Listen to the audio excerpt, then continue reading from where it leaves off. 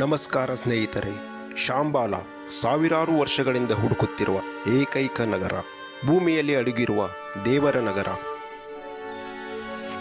ಸ್ನೇಹಿತರೆ, ಮೌಂಟ್ ಪರ್ವತಕ್ಕೂ ಶಾಂಬಾಲಾಗೂ ಏನು ಸಂಬಂಧ ಅಂತ ಕೇಳ್ತಾ ಇದ್ದೀರಾ?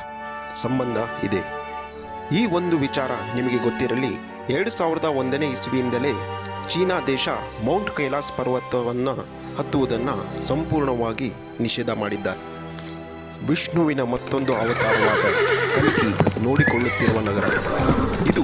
ಭೂಮಿ ಮೇಲೆ ಇರುವ ಕಾರಣ ಸ್ವರ್ಗ. ಶುದ್ಧ ಹೃದಯ ಇರುವವರು ಮಾತ್ರ ಈ ಶಾಂಬಾಲ ಒಳಗೆ ಹೋಗಲು ಸಾಧ್ಯ. ಹೌದು ಸ್ನೇಹಿತರೆ, ಕೈಲಾಸ ಪರ್ವತ ಈಗ ಚೀನಾ ದೇಶದ ಕೈಯಲ್ಲಿದೆ. ಚೀನಾ ದೇಶನೇ ನೋಡಿಕೊಳ್ಳುತ್ತಲಿದೆ.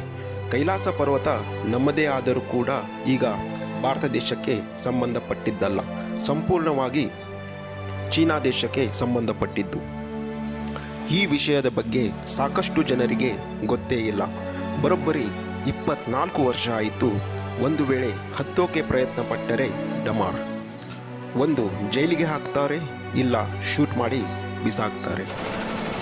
ಮತ್ತೊಂದಿಷ್ಟು ಜನ ಹೇಳ್ತಾರೆ ಈ ಕೈಲಾಸ ಪರ್ವತ ಭಾರತ ದೇಶಕ್ಕೆ ಸಂಬಂಧಪಟ್ಟಿದ್ದು, ಭಾರತ ದೇಶದಲ್ಲೇ ಇರೋದು ಅಂತ. ಕೈಲಾಸ ಪರ್ವತ ಭಾರತ ದೇಶಕ್ಕೆ ಸಂಬಂಧಪಟ್ಟರೂ ಅದು ಭಾರತ ದೇಶದಲ್ಲಿಲ್ಲ. ಕೈಲಾಸ ಪರ್ವತ ಹಾಗೂ ಕೈಲಾಸ ಪರ್ವತದ ಕೆಳಗೆ ಇರೋ ಮಾನಸ ಸರೋವರ ನಮ್ಮ ದೇಶಕ್ಕೆ ಸಂಬಂಧಪಟ್ಟಿದ್ದು, ನಮ್ಮ ದೇಶಕ್ಕೆ ಸೇರಬೇಕಿತ್ತು. ಆದರೆ 1950ನೇ ಇಸವಿಯಲ್ಲಿ ಚೀನಾ ದೇಶ ಇದ್ದಕ್ಕಿದ್ದ ಹಾಗೆ ಟಿಬೆಟ್ ಮೇಲೆ ದಾಳಿ ಮಾಡಿತು. Tibet China ಕೈವಶವಾಗುತ್ತೆ.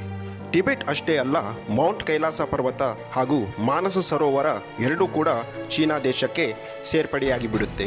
ಚೀನಾ ದೇಶದಿಂದ ಟಿಬೆಟನ್ನು ಮುಕ್ತ ಮಾಡಿ ಟಿಬೆಟನ್ನು ಭಾರತ ದೇಶಕ್ಕೆ ಸೇರಿಸುವ ಸಾಕಷ್ಟು ಅವಕಾಶಗಳು ಆಗಿನ ಸಮಯದಲ್ಲಿ ಇತ್ತು.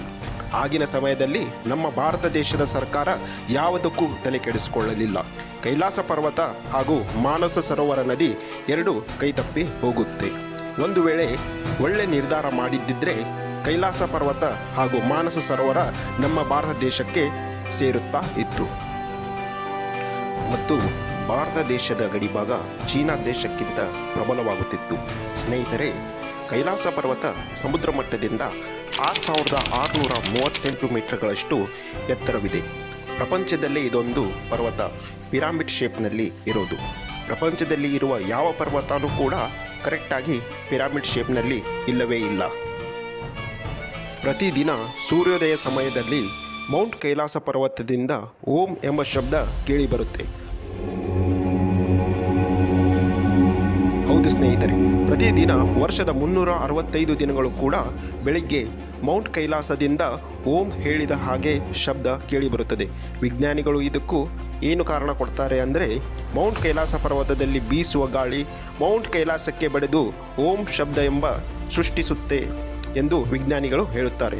ಆದರೆ ಅದು ಸೈಂಟಿಫಿಕ್ ಆಗಿ ಪ್ರೂವ್ ಆಗಿಲ್ಲ. ಹಾಗೆ ಮೇಲ್ನೋಟದಲ್ಲಿ ಸ್ನೇಹಿತರೆ, ಕೈಲಾಸ ಪರ್ವತದಲ್ಲಿ ಇರುವ ಶಂಬಾಲದ ಬಗೆಗಿನ ವಿಡಿಯೋ ನಿಮಗೆ ಇಷ್ಟವಾಗಿದ್ದರೆ ದಯವಿಟ್ಟು ಲೈಕ್ ಮಾಡಿ, ಶೇರ್ ಮಾಡಿ, ಹಾಗೆ ಸಬ್ಸ್ಕ್ರೈಬ್ ಮಾಡಿ.